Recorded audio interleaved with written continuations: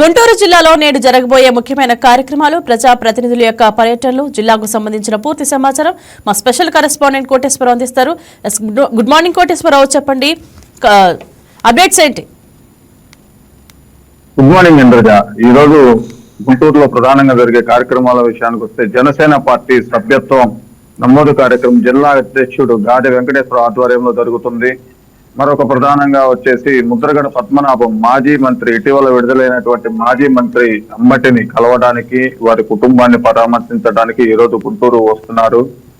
మాజీ ఎమ్మెల్యే, మంగళగిరి మాజీ ఎమ్మెల్యే ఆళ్ల రామకృష్ణారెడ్డికి ఏసీబీ నోటీసులు ఇవ్వడం జరిగింది. రాజధాని ఇన్నర్ రింగ్ రోడ్ లో ఉన్నటువంటి భూములకు సంబంధించి ఒక కుంభకోణం జరిగినట్లుగా ఏసీబీ వాళ్ళు గుర్తించి ఈ నెల 27న విజయవాడ ఏసీపీ కోర్టులో హాజరవ్వాలని చెప్పి రామకృష్ణారెడ్డికి ఏసీపీ నోటీసులు ఇవ్వడం జరిగింది. ప్రధానంగా చూసుకుంటే పత్తిపాడు బోర్ల రామాంజనేయులు బడ్జెట్ సమావేశాలకు హాజరవుతారు. మరియు ఈ రోజు సాయంత్రం అబ్బినేని గుంటవారి పాలెంలో సీసీ రోడ్లు శంకుస్థాపన చేయడం జరుగుతుంది. యథావిధిగా గుంటూరు ఎస్పీ ఆఫీసు మరియు కలెక్టర్ ఆఫీసు జిఎంసీలో ప్రజల ఫిర్యాదులు, గ్రీవెన్స్ స్పందన కార్యక్రమం జరుగుతాయి.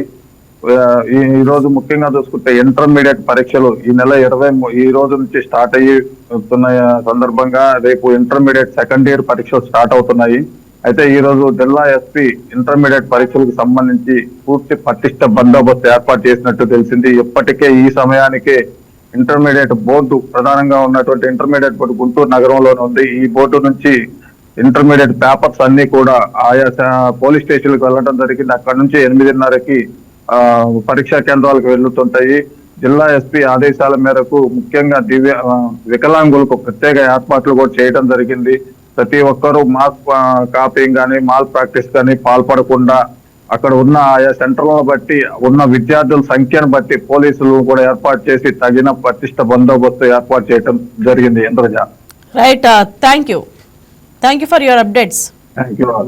ఈ వీడియో మీకు నచ్చినట్లయితే లైక్ చేయండి, షేర్ చేయండి, మా ఛానల్ కి సబ్స్క్రైబ్ చేయండి.